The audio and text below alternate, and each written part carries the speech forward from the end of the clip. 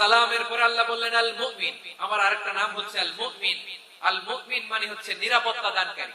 আমাদের নিরাপত্তা দেয় কে? নাকি পুলিশ বাহিনী, নাকি বিজিবি, র‍্যাব, সেনাবাহিনী, হ্যাঁ, নাকি এই যে ফায়ার সার্ভিস? কারা নিরাপত্তা দেয়? আজকের এই প্রোগ্রামের জন্য আমাদের ফায়ার সার্ভিসের ভাইরা অনেক কাজ করেছেন, আমি শুনেছি। ভাইরা স্পেশালি দোয়া চেয়েছেন এবং তাদের একটা সুনাম আছে বাংলাদেশে। জীবনের ঝুঁকি নিয়ে ফায়ার সার্ভিস বাহিনী তারা বিপন্ন মানবতাকে রক্ষা করে, ঠিক কিনা বলেন? আমি ভাইদের জন্য দোয়া করি, এই ফায়ার সার্ভিস ইউনিটকে, এই ডিপার্টমেন্টকে আল্লাহ তাআলা তুমি কবুল করো। ওনারা আমাদের শৃঙ্খলা, শান্তি শৃঙ্খলা, সিকিউরিটি এনশিওর করেন, কিন্তু আসল নিরাপত্তা দেওয়ার মালিক কে? অনেক সময় এরকম হয় না যে অনেক সিকিউরিটি দিয়ে রাখছে, কিন্তু স্নাইপার দিয়ে এমন ভাবে গুলি করছে একেবারে বড় সাহেবের মাথায় যে গুলি লাগছে, আছে না নাই? এখন সবাই মিলে বডিগার্ড ধরে, যাই পেটা বডিগার্ড, এত টাকা দিয়ে বডিগার্ড রাখছি, আমাদের স্যারের মাথায় গুলি লাগলো কিভাবে? তো বডিগার্ড বলে আপনার স্যারের বডি তো আছে, এই যে বডি নিয়ে যান। আমি তো রুহু গার্ড না। রুহু গার্ড হচ্ছে একজন, চিল্লায় বলেন তিনি কে? আমার ভাইরা, দুনিয়াতে টাকা হলে বডিগার্ড মিলে, কিন্তু রুহু গার্ড মিলে? রুহু গার্ড মিলে যে আমি 10 লক্ষ টাকা দিব, রুহু গার্ড লাগবে, আমার রুহু কেউ চিনে নিতে পারবে না, এরকম পাওয়া যায়? কি পাওয়া যায়?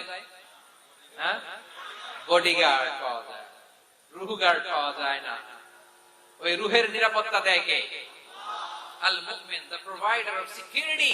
তিনি নিরাপত্তা দেয় তার নেককার বান্দাদেরকে, দুনিয়াতে নিরাপত্তা দেয়, আখিরাতেও নিরাপত্তা দেয়, ঠিক কি না? আবার আল্লাহ বলেন আল্লাযী আত'আমাহুম মিন জু'ইন ওয়া আমানাহুম মিন খাউফ। তিনি এমন সত্তা যিনি ক্ষুধা লাগলে তোমাদেরকে খাদ্যের ব্যবস্থা করে, আবার ভয়ের সময় তিনি তোমাদেরকে নিরাপত্তার ব্যবস্থা করে, ঠিক কিনা বলেন? দিও তৃষ্ণা পেলে ঠান্ডা পানি, ক্ষুধা পেলে লবণ ভাত, আল্লাহ এই গরিবের শোনো শোনো মোনাজাত, আল্লাহ এই গরিবের শোনো শোনো মোনাজাত, আল্লাহ এই গরিবের। দিও তৃষ্ণা পেলে ঠান্ডা পানি, ক্ষুধা পেলে লবণ ভাত, আল্লাহ এই গরিবের। পড়ে না আমিন? আমরা যখন বিপদে পড়ি নিরাপত্তা দেয় কে? সাগরের তুফানের ভেতরে পড়ে যখন আল্লাহর কাছে ফরিয়াদ করি আমাদেরকে বাঁচায় কে? বিমানের ভেতরে যখন বিপদে পড়ি, যখন আল্লাহর কাছে সাহায্য চাই, বাঁচায় কে? কঠিন বিপদের মুহূর্তে আমাদেরকে সিকিউরিটি দেয় কে? সে আল্লাহ বললেন আমার আরেকটা নাম হচ্ছে আল মুমিন, আমি নিরাপত্তা দেই। এরপরে আল্লাহ বললেন আমার আরেক নাম হলো আল মুহাইমিন। আরেক নাম কি? আল মুহাইমিন। আল মুহাইমিন মানে হচ্ছে দ্য ওভারসিয়ার, দ্য অবজারভার, পর্যবেক্ষক, যিনি মনিটরিং করেন আমাদের সব অ্যাক্টিভিটি, তিনি মনিটরিং করেন। কোনোভাবে তার চোখকে ফাঁকি দেয়া যায় না। আল্লাহর চোখ ফাঁকি দেয়া যায়? আচ্ছা আওয়াজ করে বলেন তো, পুলিশ ভাইদের চোখ, পুলিশের চোখ মাঝে মাঝে ফাঁকি দেয়া যায় কি যায় না? সেনাবাহিনীর চোখ, র‍্যাবের চোখ,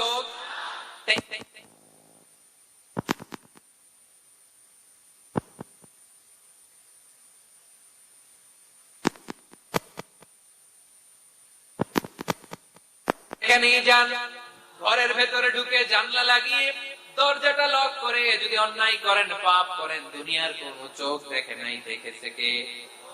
পর্দার আড়ালে যে যদি পাপ করেন, দেখে নাই, দেখেছে কে? গহীন সাগর তলে ঢুকেও যদি অন্যায় করেন, কেউ দেখে না, সেটা দেখেন কে? আপনি কি ভাবছেন আটলান্টিক মহাসাগরের ভিতরে চলে গেলে তার আল্লাহ দেখবে না? প্রিয় বারোয়াখালীবাসী, আপনারা ওশেন গেট কোম্পানি নাম শুনছেন? ওশেন গেট, তারা এই যে টিটান সাবমার্সিবল একটা সাবমেরিনের মতো বানাইছিল, যেটা টাইটানিক জাহাজের ভগ্নাংশ দেখার জন্য অনেক লোক যে মারা গেছিল না, ওটা সাগরের একেবারে গহীনে চলে যায়। এই টিটান সাবমার্সিবল দিয়ে সাগরের একেবারে গহীনে চলে যাওয়া যায়। তো ওইটার ভিতরে ঢুকে যদি আপনি আটলান্টিকের তলায় চলে যান, তাহলেই তো আল্লাহর ফাঁকি দিতে পারবেন, আর তো আল্লাহ দেখতে পারবে না। সাগরের অতল গহ্বরে চলে গেল, পাহাড়ের সুরঙ্গের ভেতরে ঢুকে গেল, মহাকাশ স্টেশন পানি দিয়ে মঙ্গলে পানি জমালেও আমার আল্লাহর চোখ কঠিন কালেও ফাঁকি দেয়া যাবে। এজন্য সে আল্লাহ বললেন লা তুদরিকুহুল আবসার ওয়া হুয়া ইউদরিকুল আবসার ওয়া হুয়াল লাতীফুল খাবীর। আমার আল্লাহ দৃষ্টির আয়ত্তে নন, কিন্তু দুনিয়ার সব দৃষ্টি আমার আল্লাহর আয়ত্তে, ঠিক কি না? সূক্ষ্মদর্শী, সূক্ষ্ম থেকে সূক্ষ্ম পাপ কাজ যেভাবে যেমনটি করেন সব দেখেন। মুখে না বললে অন্তরেও চিন্তা করলেও অন্তরে চিন্তার উদ্রেক ঘটেছে, ওইটা তো কেউ জানে না, কিন্তু জানেন কে? এভাবে যিনি সূক্ষ্মভাবে মনিটর করেন, ওভারসি করেন, অবজারভেশন করেন, তার নাম হচ্ছে আল মুহাইমিন, পর্যবেক্ষক। আসুন আমাদের রবকে চিনি। বারোয়াখালীর ভাইরা চিনতেছেন? কার সামনে কপাল ঘষে সেজদা দেন তারে চিনে নেন। কার সামনে ফরিয়াদের দুই হাত উঠে কাঁদেন, দুই হাত তুলে রোনাজারি করেন, তাকে জেনে নেন। তিনি হচ্ছেন আল মুহাইমিন, দ্য অবজারভার, পর্যবেক্ষক। কেউ যেটা দেখে না সেটা দেখেন কে? এরপর আল্লাহ বললেন আমার আরেকটা নাম হলো আল আজিজ। আল আজিজ মানে মহাপরাক্রমশালী, মহাশক্তিধর। Al Aziz, the almighty, the almighty, মহাশক্তিধর, মহাপরাক্রমশালী, যার মোকাবেলায় কেউ টিকতে পারে না, যার সিদ্ধান্তের সামনে কেউ বাধা হয়ে দাঁড়াতে পারে না, যার ক্ষমতার সামনে পৃথিবীর সব ক্ষমতা নস্যি, তুচ্ছ, নগণ্য, অসহায়, তার নাম হচ্ছে আল আজিজ। সুবহানাল্লাহ পড়বেন না? আল আজিজ, মহাপরাক্রমশালী, ক্ষমতাধর, শক্তিধর, দ্য অলমাইটি, যার ক্ষমতার মোকাবেলায় কেউ দাঁড়াতে পারে না, যার সিদ্ধান্তের সামনে কেউ বাধা হয়ে টিকতে পারে না, যার শক্তির সামনে সবাই অসহায়, দুর্বল। সুবহানাল্লাহ, তিনি হচ্ছেন আল আজিজ।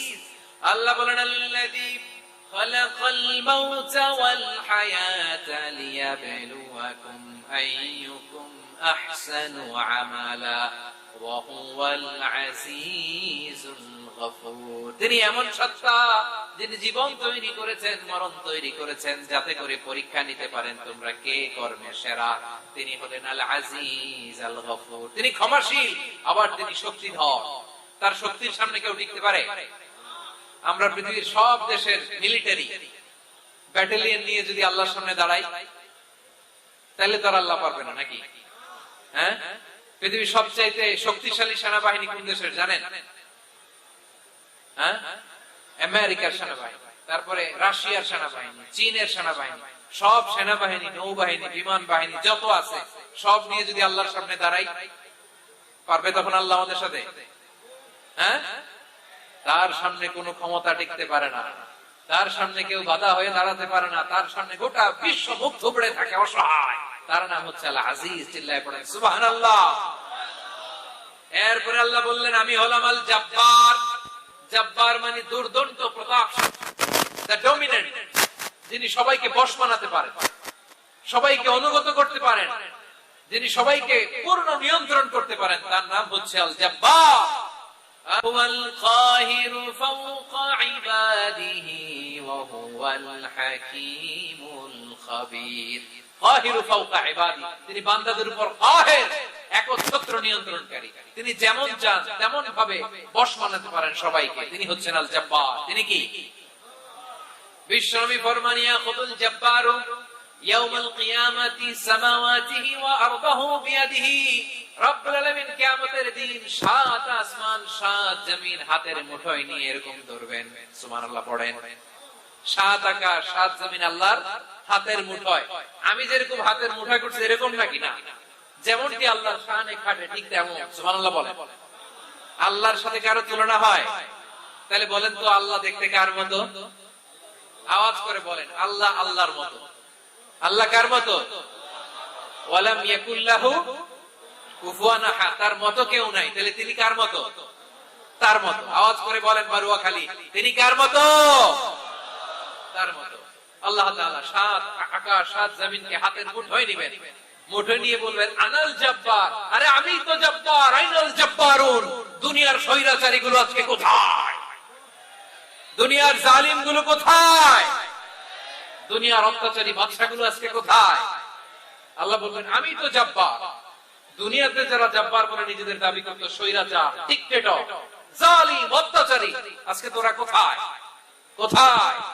কোনো আওয়াজ নাই, কোনো খাওয়া নাই, ওই দিন কোন টু শব্দ নাই। ওই দিন ক্ষমতা হবে এক সত্তার। চিল্লায় বলো তিনি কে?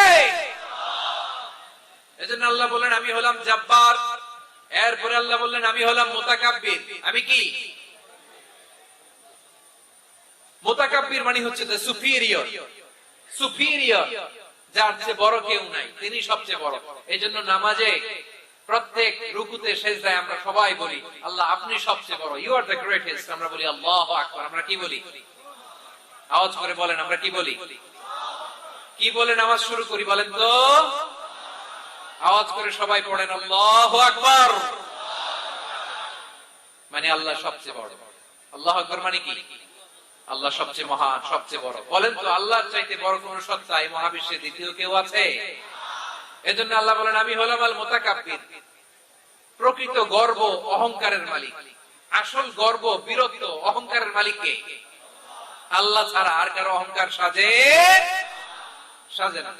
আমাদের অহংকার সাজে? অহংকার সাজে না। আল্লাহ বলে আল কিবরিয়া উরিদাই, অহংকার আমি আল্লাহর চাদর। ওয়াল আযমাতু ইজারি, বড়ত্ব আমি আল্লাহর লুঙ্গি। যে অহংকার করে ওই বেয়াদব কেমন যেন আমি আল্লাহর চাদর ধরে টান মারে। আর যে আমি আল্লাহর চাদর ধরে টান মারার স্পর্ধা করে আলকাইতুহু ফিন্নার ফালা উবালি, ওরে আমি জাহান্নামে নিক্ষেপ করব, আই ডোন্ট কেয়ার, ওরে আমি জাহান্নামে ফেলি। কারণ অহংকার এটা মানুষের সাজে না, এটা সাজে কার? তিনি হচ্ছেন আল মুতাকাব্বির। আল্লাহ ডেকে বলে গোলাম কেমন করে তোর বরত্ব সাজে, অহংকার সাজে? হাল আতা আলাল ইনসানি হিনুম মিনাদ দাহরি লাম ইয়াকুন শাইআম মাযকুরা। মানুষের এমন একটা সময় ছিল, সে মানুষের উল্লেখ করার মতো তার জীবনে কিছুই ছিল না। আমাদের জীবনে একটা সময় ছিল উল্লেখ করার মতো আমরা কিছুই ছিলাম না। বলেন তো আমাদের মায়ের পেটে যখন আমরা ছিলাম, প্রথম আমাদের সাইজ এত ছোট ছিল, এক ফোঁটা পানি, নাপাক পানি, মাইক্রোস্কোপ দিয়েও তো আপনার হদিস খুঁজে পাওয়া যায়। তা আপনার অহংকার আসে কোত্থেকে? আপনার বাবার পিঠ থেকে যখন মায়ের জরায়ুর ভেতরে যে আপনি বললেন আপনি এত তুচ্ছ, আমরা এত তুচ্ছ নগণ্য ছিলাম, মাইক্রোস্কোপ দিয়েও আমাকে খুঁজে পাওয়া যায়, সে আমি অহংকার করি। মায়ের পেটে 8 মাস 9 মাস তিলে তিলে আমাকে বড় হওয়ার তৌফিক দিলেন কে? দুনিয়াতে আসার পরে হায়রে দাঁত নাই, হাড্ডি চাবাইতে পারি না, ঠিক কিনা? আচ্ছা বারোখালী পাশে আপনাদের ঘরে যাদের 6 মাস 4 মাসের বাচ্চা আছে, ওরা গরুর হাড্ডি খাইতে পারে? হ্যাঁ। তারপর হাঁসের হাড্ডি, মুরগির হাড্ডি চাবাতে তো খুব ভালো লাগে, এগুলো চাবাতে পারে? কি দুর্বল দেখছেন, ও কিছু খাইতেও পারে না। ওরে দুধ দিয়ে, তারপরে ওকে আপনার ডাল দিয়ে, সবজি দিয়ে একটা মিক্স খিচুড়ি বানাইতে হয়, এটারও আবার ব্লেন্ডার করতে হয়। এদিক দিয়ে দিলে বাচ্চার দিক দিয়ে পড়ে, এ নাকি আবার অহংকার করবে। বড় হওয়ার পরে অসুস্থ হলে মানুষের চেহারা ফ্যাকাশে হয়ে যায়, আইসিইউতে যে আল্লাহ আমারে বাঁচাও। এতদিন কইতে আমি ক্ষমতার মালিক, এতদিন কি কইছে? আমি ক্ষমতার মালিক। আইসিইউর বেডে কি বলে? আল্লাহ আমারে বাঁচাও। দেখছেন ক্ষমতা? এই তো মানুষের ক্ষমতা, এই তো ক্ষমতা। আর বয়স যখন 70-80, লাঠি ছাড়া তার জীবন চলে না। পিঠটা আগে ছিল এরকম, এখন বাঁকা হয়ে গেছে। এ করে অহংকার, এ করে বড়ত্বের গর্ব আর বড়াই। আল্লাহ বলে মানুষের জন্য অহংকার সাজে না, বড়ত্ব মানুষের মানায় না, দাম্ভিকতা মানুষের মানায় না।